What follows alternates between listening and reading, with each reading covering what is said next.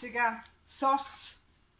Правиме сос за рибата. Специален сос за рибата. Специален не е толкова специален, нещо като китайски сос, който можете да си го направите по възоснова на определени продукти. Ето. Трябва ни сусам, оцет, кетчуп, може такъв кетчуп по-луксозен, може и по-обикновен. Важното е да не е кисел. Черно пиперче. Какво беше това? Соев сос. Соев сос, червено пиперче, хубаво да има и лют пипер или чили и чесън. И тук какво е забъркано? Сега, тук вече е забъркано, тук е чесъна, който се настъргва наситно. Слага се соев сос, черно пиперче, оцет, може балсамов оцет, може и винен оцет, какъвто имате, няма проблем.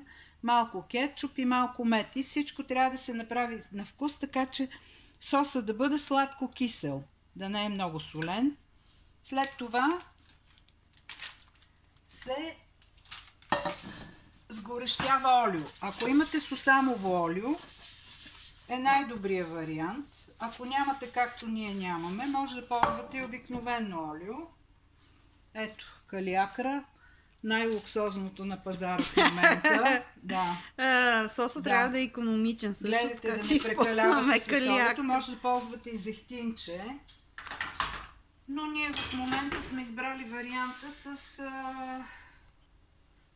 варианта с обикновено олио, тъй като това ни е учебен сос и главният готвач го прави, помощник готвач сега трябва да се научи как да го прави, как да го вкусява.